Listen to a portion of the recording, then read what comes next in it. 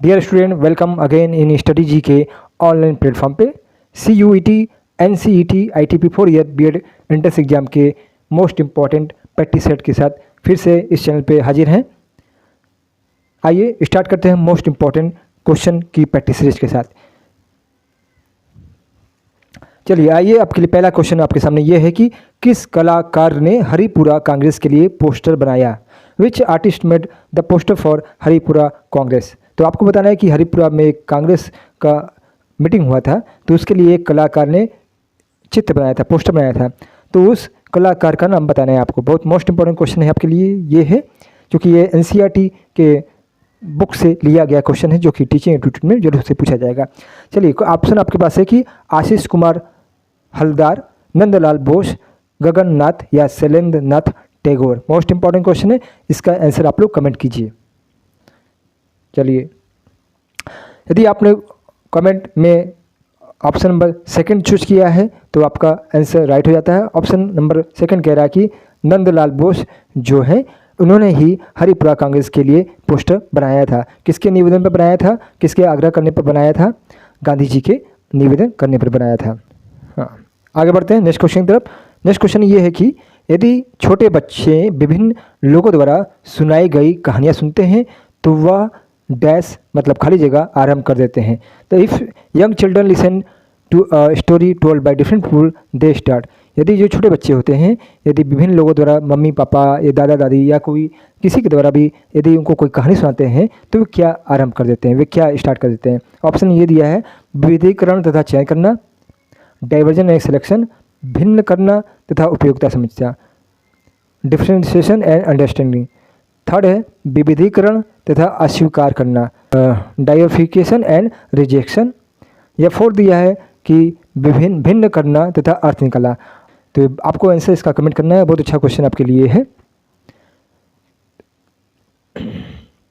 चलिए, इसको उत्तर की तरफ चलें तो इसका जो राइट आंसर हो जाएगा वे हो जाएगा ऑप्शन नंबर हो जाएगा आपका सेकंड सही हो जाएगा। ऑप्शन सेकंड करा कि भिन्न करना, डिफ्रेंशिएशन करना एंड अंडरस्टैंडिंग करना, मतलब उसको समझना। तो यदि कोई बच्चा कहानी सुनता है तो वे क्या करता है, कहानी के माध्यम से उसमें एक समझ आती है, उपयोगिता समझने में और भिन्न करने में। नेक्स्ट क्वेश्चन ये है कि नई तालीम को भी कहा जाता है।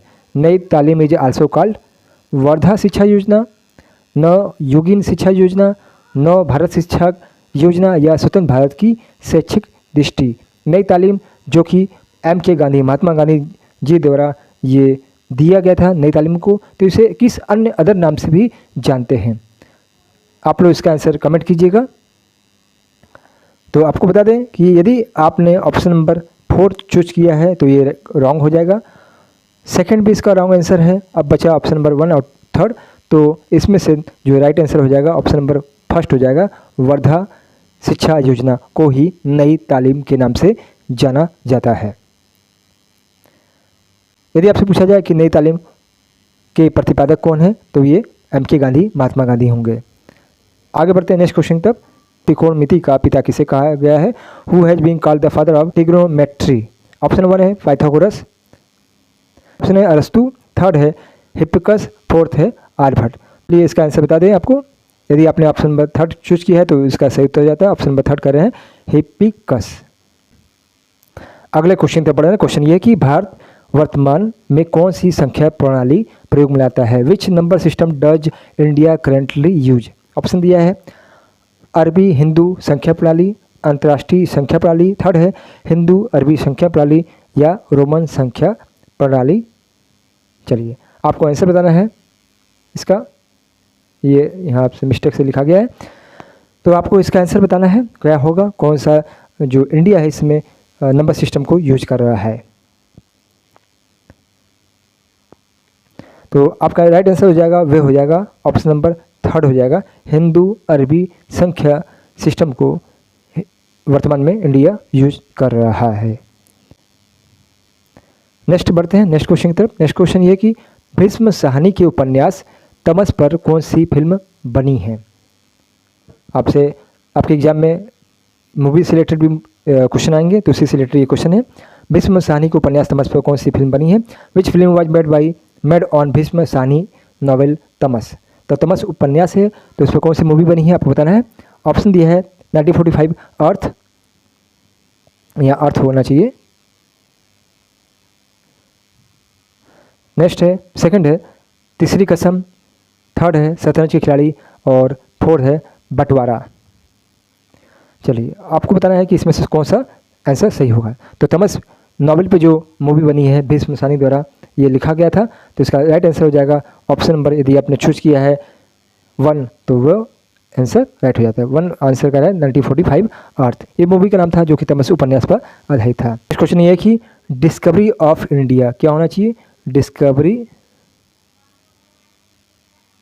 Discovery of India Jawaharlal Nehru द्वारा लिखी गई और भारत एक खोज के रूप में प्रसारित की गई, इसका निषेध किया था। तो एक नेहरू जी द्वारा एक किताब लिखा गया था, उसका नाम था डिस्कवरी ऑफ इंडिया, हिंदी में कहते हैं भारत एक खोज। उस पर एक कार्यक्रम बनाया गया था, उस कार्यक्रम का नाम था भारत एक खोज, जो कि DD1 पर प्रसारित होती थी। बहुत अच्छी नाटक था जिसमें इंडियन कल्चर और इंडियन हिस्ट्री के बारे में बताया गया था। तो आपको बताना है कि इस नाटक को किसने निर्देशित किया था, किसने इसका डायरेक्शन किया था। ऑप्शन है Ritwik Ghatak, Shyam Benegal, Amol Palekar, Kaifi Azmi. Most important question, इसको नोट कर लीजिएगा यदि नोट नहीं किया है तो। चलिए इसका आंसर आप लोग लगाइए, इसका ऑप्शन का आंसर दीजिए। आइए आपको बता दें, इसका आंसर का जो राइट आंसर होगा वह होगा ऑप्शन नंबर सेकंड हो जाएगा, श्याम बेनेगल। श्याम बेनेगल द्वारा ये जो भारत एक खोज नाटक था उसका इन्होंने डायरेक्शन किया था। चलिए आगे बढ़ते हैं अगले क्वेश्चन तक। क्वेश्चन ये है कि डिसलेक्सिया संबंधित है। डिसलेक्सिया इज रिलेटेड पढ़ने संबंधी समस्या, रीडिंग रिलेटेड प्रॉब्लम, गणितीय कौशल संबंधी समस्या, problem related to mathematical skill. Third है लेखन संबंधी समस्या, राइटिंग रिलेटेड प्रॉब्लम, या फोर्थ है वाक क्षमता संबंधी विकार या स्पीच डिसऑर्डर। तो डिसलेक्सिया से हमेशा क्वेश्चन बनता है, तो इसका आंसर बताना है आपको, ये आपको पता ही होना चाहिए कि इसका आंसर जो होगा वह होगा ऑप्शन नंबर आपका हो जाता है 1। ऑप्शन नंबर 1 कह रहा है कि पढ़ने संबंधी समस्या होती है dyslexia, reading related problem. Next question पे बढ़ते हैं। क्वेश्चन ये है कि अनुष्का रविशंकर किस वाद्य यंत्र से संबंधित है। सितार से, सरोद से, वीणा से, या मोहन वीणा से। तो अनुष्का रविशंकर जो वादक यंत्र से संबंधित है वे, तो अनुष्का रविशंकर जो म्यूजिशियन इंस्ट्रूमेंट से जुड़ी हैं वे है ऑप्शन नंबर 1 सितार से। नेक्स्ट क्वेश्चन पे बढ़ते हैं। क्वेश्चन ये है कि पहाड़ी school, Rajput school, Mughal school और कांगड़ा स्कूल निम्नलिखित में से किस कला की विभिन्न शैलियों को दर्शाते हैं। पहाड़ी school, Rajput school, Mughal school and Kangra school represent different style of which of the following arts. तो किस कला शैली को ये दर्शाते हैं ये सब सारे स्कूल। ऑप्शन आपके सामने ये है कि शिल्पकला, चित्रकला, नृत्य कला या संगीत कला। इसका आंसर आप लोग कमेंट कीजिएगा। तो इसका राइट आंसर हो जाएगा ऑप्शन नंबर, यदि आपने सेकंड चूज किया है तो इसका आंसर राइट हो जाता। पेंटिंग से संबंधित है ये 3 स्कूल। नेक्स्ट क्वेश्चन बढ़ते हैं। क्वेश्चन ये है कि which Indian scientist has had the honour of receiving not only the Nobel prize but also the Bharat Ratna. कौन से ऐसे भारतीय वैज्ञानिक हैं जिन्हें नोबेल पुरस्कार भी प्राप्त हुआ है और भारत रत्न भी मिला है। ऑप्शन आपके सामने है डॉक्टर विक्रम साराभाई, सेकंड है डॉक्टर JC बोस, थर्ड है डॉक्टर CP रमन, या फोर्थ है डॉक्टर होमी जहांगीर बाबा। आपको इसका आंसर देना है। मोस्ट इंपॉर्टेंट क्वेश्चन आपके सामने है। चलिए आइए इसके लिए आंसर भी हम लोग खोज लेते हैं। इसका आंसर हो जाएगा, यदि आपने ऑप्शन नंबर 3 को सोचा है CP रमन, तो ये इसका राइट आंसर हो जाएगा। CP रमन को रमन प्रभाव, रमन इफेक्ट के लिए नोबेल पुरस्कार मिला था, ये भी आपको जानकारी होना चाहिए। तो इन्हें भारत रत्न भी प्राप्त हो चुका है और नोबेल पुरस्कार भी प्राप्त हो चुका है। नेक्स्ट क्वेश्चन पे बढ़ते हैं। क्वेश्चन ये है कि निम्नलिखित में से कौन सा विकल्प गांधी जी की नई तालीम के प्रमुख विचारों से नहीं है। तो गांधी जी ने जो नई तालीम या वर्धा शिक्षा योजना दिया था, तो इसमें से आपको बताना है कि कौन सा ऑप्शन है वे नई तालीम या वर्धा शिक्षा योजना से अटैच, नई तालीम या वर्धा शिक्षा योजना से जुड़ा नहीं है। ऑप्शन आपके सामने है शिक्षा का माध्यम मातृभाषा में होना चाहिए, स्थानीय कला रूपों पर जोर देना, थर्ड है निःशुल्क एवं अनिवार्य शिक्षा, फोर्थ है शिक्षा को हस्त उत्पादक कार्य के आसपास अभिकेंद्रित नहीं होना चाहिए। मोस्ट इम्पॉर्टेंट क्वेश्चन है। तो जो नई तालीम है उसमें जो गांधी जी ने अपने विचार दिया है उसमें इन्होंने कहा है कि शिक्षा का जो माध्यम होना चाहिए वे हिंदी होना चाहिए। The medium of education should भी मदर टंग होना चाहिए। सेकंड, उन्होंने ये भी कहा है कि स्थानीय जो कला है जो उनको भी इसमें जोड़ना चाहिए, इसमें भी इसको जो रखना चाहिए नई तालीम में। थर्ड, उन्होंने कहा है कि निःशुल्क एवं अनिवार्य शिक्षा होना चाहिए, फ्री एवं कंपल्सरी एजुकेशन होना चाहिए वर्क।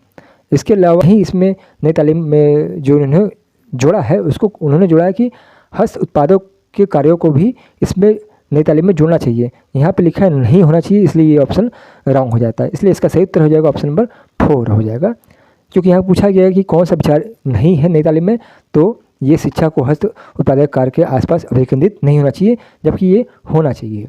चलिए आगे बढ़ते हैं अगले क्वेश्चन तक।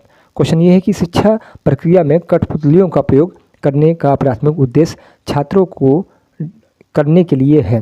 तो the primary objective of using puppets in the education process is teaching student. तो जो कठपुतलियों का प्रयोग होता है पढ़ाने में वे किस लिए होता है प्राथमिक कक्षाओं में? क्या मनोरंजन करने के लिए होता है, या बच्चों को एक्साइटेड करने के लिए या उत्तेजित करने के लिए किया जाता है, या उन्हें हैप्पी आनंदित करने के लिए, या उन्हें एडुकेटेड करने के लिए शिक्षित करने के लिए किया जाता है? तो आपको पता होगा कि कठपुतलियों का जो प्रयोग होता है वे होता है पर्पज जो प्रयोग किया जाता है स्कूल में, वे होता है बच्चों को शिक्षित करने के लिए, क्योंकि उससे पपेट के द्वारा बच्चों को कई अनेक, क्योंकि इससे उनका क्या होता है विजुअल भी, क्योंकि कोई चीज़ अगर पढ़ाते हैं आप विजुअली तो उसमें बच्चों का इंटरेस्ट ज़्यादा जगता है। तो विजुअली आप ये पढ़ाते हैं किसी चीज़ को एक्शन के द्वारा, तो कठपुतलियों का प्रयोग करते हैं तो बच्चे उससे क्या करते हैं, उससे शिक्षित होते हैं, क्योंकि कठपुतलियों के माध्यम से बहुत से लेसन को आप पढ़ा सकते हैं। आगे बढ़ते हैं, नेक्स्ट क्वेश्चन तक पढ़ते हैं। क्वेश्चन ये है कि भारत की पहली महिला फिजिशियन थी। The Indian first female physician was Annie Besant, Kadambari Ganguly, Chandramukhi Bose या मदर टेरेसा। आप लोग इसका आंसर कमेंट कीजिएगा। तो आइए इसका आंसर बता दें आपको। यदि आपने ऑप्शन नंबर 3 चूज किया तो वो गलत है, जबकि इसका सही आंसर हो जाएगा ऑप्शन नंबर 2 हो जाएगा। कादम्बरी गांगुली जो है वे भारत की पहली महिला फिजिशियन थी। तो डियर स्टूडेंट, यदि अभी तक आपने चैनल को सब्सक्राइब नहीं किया तो सब्सक्राइब कर लीजिए, जिससे आपको एनसीटी के टीचिंग एप्टीट्यूड के लिए मैराथन क्लास से आप जुड़ सकते हैं। जल्द ही इसका मैराथन क्लास आपको मिलेगा, जिसमें हम लोग कम से कम 1000 क्वेश्चनों को जरूर से देखेंगे। तो इसलिए चैनल को सब्सक्राइब जरूर कर लीजिएगा, बेल आइकन को प्रेस कीजिएगा, जिससे आपको समय से वीडियो मिलता रहे। यदि आप हमारे व्हाट्सएप चैनल को ज्वाइन करते हैं तो वहाँ पर भी आपको डेली MCQ प्रैक्टिस सेट मिलेगा करने के लिए, तो उसको भी ज्वाइन जरूर कीजिएगा। मिलते हैं नेक्स्ट क्लास के साथ।